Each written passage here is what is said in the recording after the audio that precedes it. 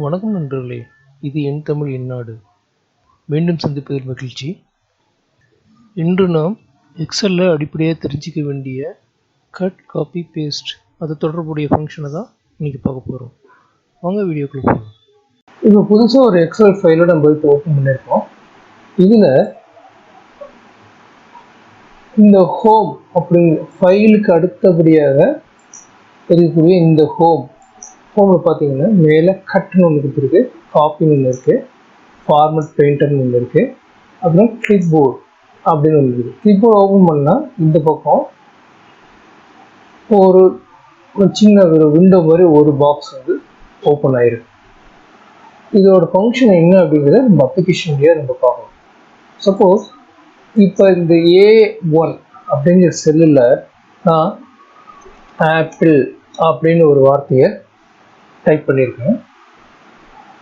அதோட பேக்ரவுண்ட் பார்த்தீங்கன்னா yellow colour, இது வந்து ஃபில் கலர் அடிச்சுக்குவோம். இதை வந்து நான் ஃபில்அப் பண்ணிக்கிறேன்.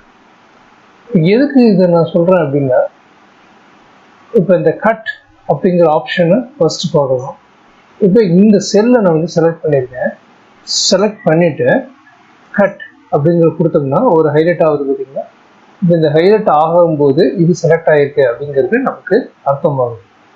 அதே சமயம் இங்கே பாருங்கள், இந்த ஆப்பிளுங்கிற வேர்டும் இங்கே செலக்ட் ஆகிருக்கு. இது என்னென்னா கிளிப் போர்டில் செலக்ட் ஆகிருக்கு. இப்போ இங்கே கட் பண்ணியிருக்கிற இந்த செல்லை இப்போ இந்த C3 அப்படிங்கிற செல்லுக்கு பேஸ்ட் பண்ண போகிறோம். அதுக்கு இந்த பேஸ்ட்டுங்கிற ஆப்ரேஷனை நம்ம யூஸ் செஞ்சோம்னா இது இங்கே பேஸ்ட் ஆகிடும். கட் பண்ணதுக்கப்புறம் இங்கே பேஸ்ட் பண்ணிடுவோம். ஆனால் நம்ம ஒரு காப்பி வேணும், கட் பண்ணாமல் காப்பி தான் வேணும் அப்படின்னா இதே நம்ம காப்பி அப்படிங்கிற ஆப்ஷனை யூஸ் பண்ணி நம்ம மீண்டும் நமக்கு தேவையான இடத்துல இங்கே வச்சு நம்ம இதை பேஸ்ட் செய்யணும்.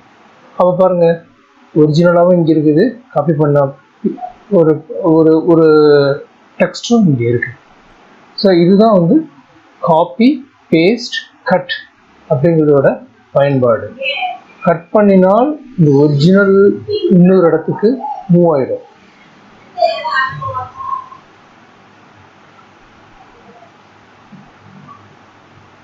கட் பண்ணினால் ஒரிஜினல் அதோட இடத்துல இருந்து இன்னொரு இடத்துக்கு மாற்றும் போது அங்கே மூவ் ஆகிடும். காப்பி அப்படிங்கும் போது ஒரிஜினல் அங்கேயே இருக்கும், இன்னொரு இடத்துக்கு காப்பி தான் போகும்.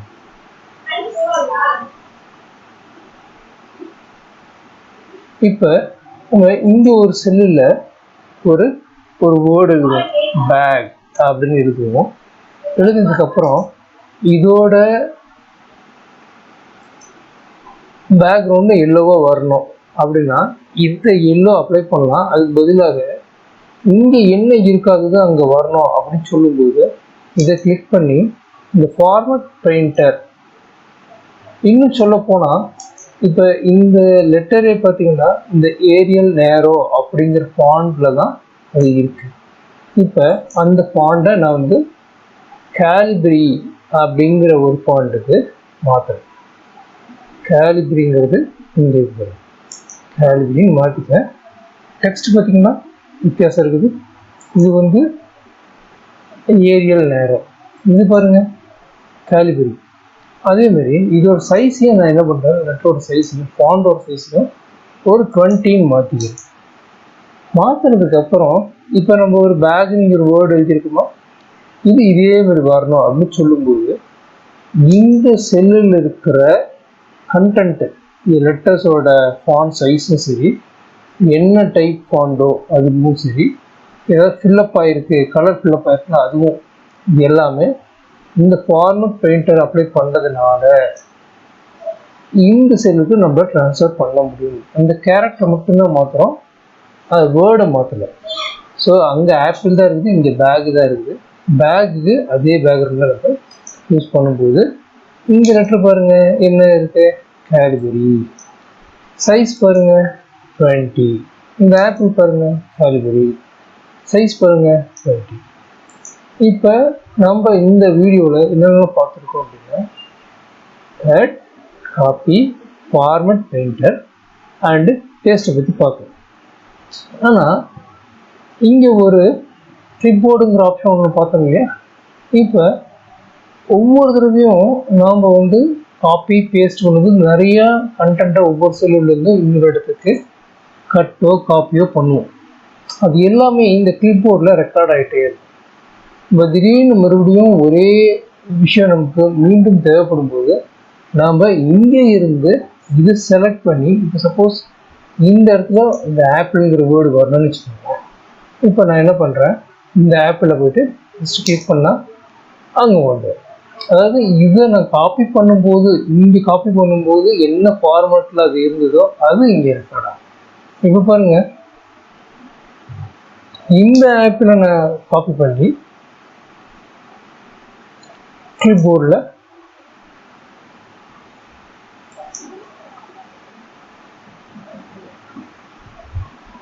காப்பி கீபோர்டில் யூஸ் பண்ணுவேன். சரிங்களா?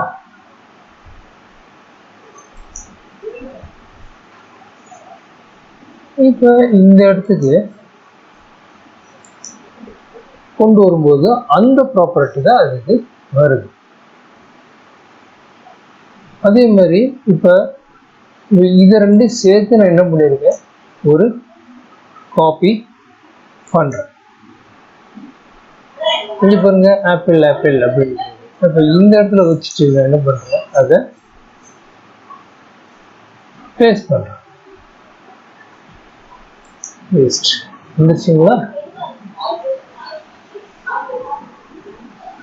ஸோ இன்னைக்கு நம்ம பார்த்தது இந்த பகுதியில் இருக்கக்கூடிய cut, copy, format, enter, clipboard, paste பற்றி பார்த்தோம்.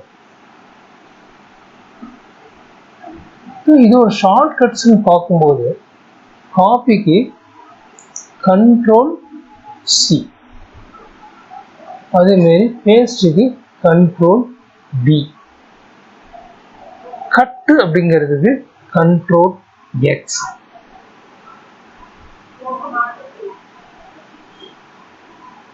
இதை நம்ம ஓரளவுக்கு ஃபர்ஸ்ட் ப்ராக்டிஸ் பண்ணிக்கிட்டா ஃபியூச்சரில் எல்லா இடத்துலையும் யூஸ் பண்ணும்போதும் இதுதான் ரொம்ப யூஸ்ஃபுல்லாக இருக்கும். ஸோ இதுதான் முதல்ல பேசிக்காக நம்ம கற்றுக்கணும். ஸோ இதில் பார்க்கும்போது இது அடிஷ்னலாக நம்ம கற்றுக்கிட்டது என்ன அப்படின்னா, என்ன ஃபாண்ட் யூஸ் பண்ணுறோம், கேலிபரியா, நேரோவா, அதே மாதிரி ஃபாண்ட் சைஸ் என்ன, அதே மாதிரி ஒவ்வொரு டெக்ஸ்டையும் இப்போ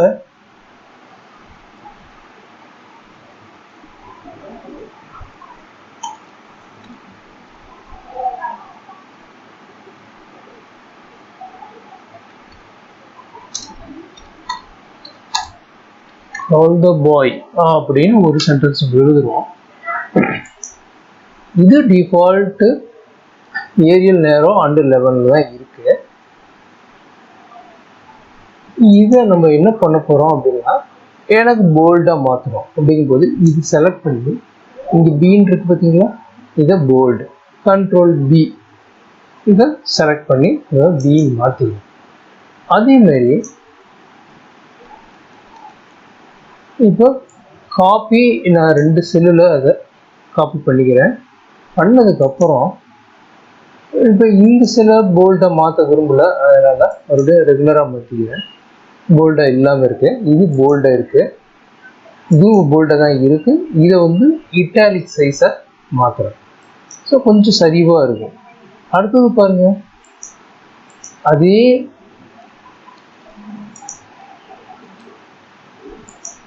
காப்பி பண்ணிவிட்டு இட்டாலிக் சைஸை வந்து அண்டர்லைன் தான் யூஸ் பண்ணுவேன். அண்டர்லைன் பண்ணி தெரியுதுங்களா பாருங்கள். ஸோ இது வந்து நார்மலாக எழுதுனது, இது போல்டு மட்டும் அப்ளை பண்ணுது. இங்கே பாருங்கள், பி தெரியுதுங்களா, அது இங்கே பாருங்கள், இது வந்து இட்டாலிக் ஐயும் சேர்ந்துருக்கு. இது பாருங்கள், யூவும் சேர்ந்துருக்கு. யூங்கிறது என்ன, அண்டர்லைன். ஸோ அண்டர்லைன் பண்ணு. ஸோ நம்ம பேசிக்காக பார்க்க வேண்டியது ஃபஸ்ட்டு பிகினர்ஸுக்கு வந்து இதுதான் இம்பார்ட்டண்ட்.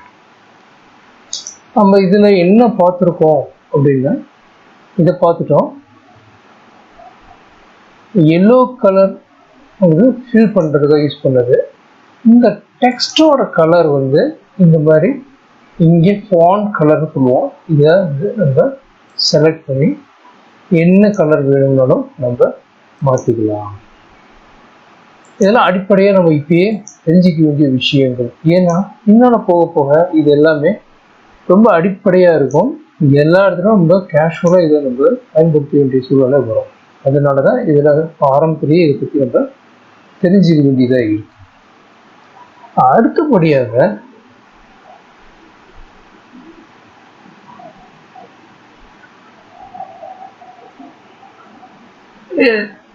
ஃபாண்டோட சைஸை இன்க்ரீஸ் பண்ணுறது அப்படிங்கிறது நம்ம இங்கேயே பண்ணலாம். டைனமிக்காக பண்ணுறதுன்னு பேர் இது.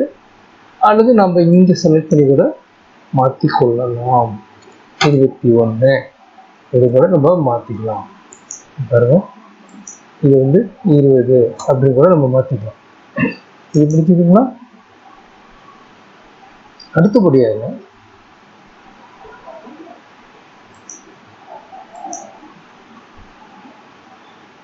இந்த டெக்ஸ்டோட அலைன்மெண்ட், இந்த அலைன்மெண்ட்டை பார்க்கறதுக்கு நம்ம என்ன பண்ணணும், இந்த செல்லை கொஞ்சம் பெருசாக சைஸை கொஞ்சம் பெருசாக பார்த்தா தான் அந்த அலைன்மெண்ட் எப்படி இருக்குது அப்படிங்கிறத நம்மளால ஈஸியாக உணர முடியும்.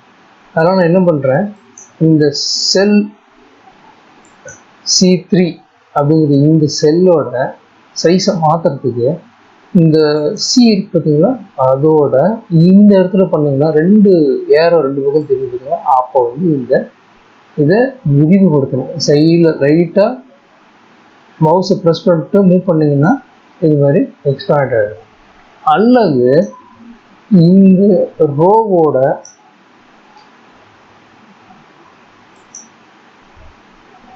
ரோலையும் அதே மாதிரி தான் சைஸுக்கு மாற்றணும். அப்படின்னா அந்த ரோவில் இந்த மாதிரி ரெண்டு மேலேயும் கீழே போட்டோம். இதையும் இப்படி மாற்றலாம். அதற்கு பதிலாக அதில் நம்ம ரைட் கிளிக் மவுஸை யூஸ் பண்ணிவிட்டு ரோ ஹைட்டுன்னு இருக்கும், இதில் நம்ம வந்து எக்ஸ்ட்ரா மாற்ற முடியும். 50 போட்டால் இந்த கட்டத்தில் பாருங்கள், இந்த லெட்ரு இந்த வேர்டு எங்கே இருக்கு? ஆமாம், லெஃப்ட் சைடில் பாட்டமில் இருக்கு. சரிங்களா? அதுதான் சொல்லுது. இந்த இடத்துல இருக்கிறது இது வந்து டாப், இது வந்து மத்தியில் இருக்கிறது, இது வந்து கீழே. அதே மாதிரி இந்த கட்டத்துக்குள்ள இருக்கிற இந்த சென்டென்ஸு இந்த ஓரமாக தான் ட்ராவல் ஆகிட்டே இருக்கு. இது நடுந்துலேயும் கொண்டு வரலாம், இந்த ஓரத்துக்கு கொண்டு வரலாம். அது எப்படின்னா இது வந்து லெஃப்ட்லேயே இருக்குது, லெஃப்ட் அலைன்மெண்ட்டில் இருக்கு. மிட் இது மிட்டு போட்டோன்னா சென்டரில் வந்துடும். அது பேர் மிட்டில் வந்துருக்கு. ரைட்டில் போகணும் அப்படின்னா அலைன் ரைட். ஸோ நம்ம இந்த 6 டிஃப்ரென்ஸ் தெரிஞ்சுக்கிட்டோமா, வர்டிகுலாக மேலே கீழே மத்தியில், அதே மாதிரி ஹரிசாண்டலாக லெஃப்ட்டு ரைட்டு மிடில் அப்படிங்கிற அலைன்மெண்ட்டை நம்ம இங்கே பார்த்துருக்கோம். நம்ம இது வரைக்கும் இந்த ஜோன் ஃபுல்லாகவே நம்ம பார்த்துட்டோம். ரேப் டெக்ஸ்ட் அப்படிங்கிறது என்ன அப்படின்னா, இந்த சப்போஸ் இந்த செல்லில்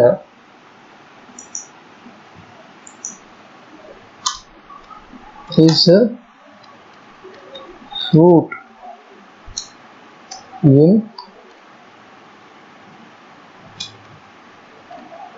color of red, green அப்படின்னு ஒரு சென்டென்ஸ் எழுதுறோம். இப்போ பாருங்க, அந்த டெக்ஸ்ட்டை விட்டு அந்த செல்லை விட்டு அந்த சென்டென்ஸ் வெளியே போயிருக்கு. இப்போ இது இந்த செல்லுக்குள்ள வரணும் அப்படி சொன்னா எப்படி பண்றது? அது ரேப் டெக்ஸ்ட் அப்படிங்கிற ஆப்ஷனை யூஸ் பண்ணோம்னா பாருங்க, அதே சென்டென்ஸ் தான் வெளியே போகல, மற்ற செல்லுக்கு கிராஸ் ஆகல, ஒரே செல்லுக்குள்ள அது வந்துருச்சு. இப்போ இந்த பட்டியல் காலத்தோட அகலத்தை இன்க்ரீஸ் பண்ணோம்னா அதுக்கேற்ற மாதிரி அது ஆல்டர் ஆகிடும். அதுமாரி இப்போ இந்த மேலே கேப் தெரியுது பார்த்தீங்களா, இதை எப்படி சரி செய்யறது அப்படின்னா, இந்த இடத்துல இந்த செல்லில் கிளிக் பண்ணி டபுள் கிளிக்கு, மவுஸில் டபுள் கிளிக் பண்ணோம்னா இது சரியான இடத்த மட்டும் எடுத்துக்கும், எக்ஸ்ட்ராவாக எடுத்துக்காது. ஸோ இது அது ஆட்டோமேட்டிக்காக இந்த ஸ்பேஸை ஆக்குபை பண்ணுற அளவுக்கு அதுக்குள்ள ஒரு ப்ரோக்ராம் இருக்குது. ஸோ அது மாதிரி நம்ம யூஸ் பண்ணிக்கணும். நண்பர்களே, இது வரைக்கும் நம்ம பார்த்தது paste, cut, copy, format painter, bold, italic, underline, font type, font size,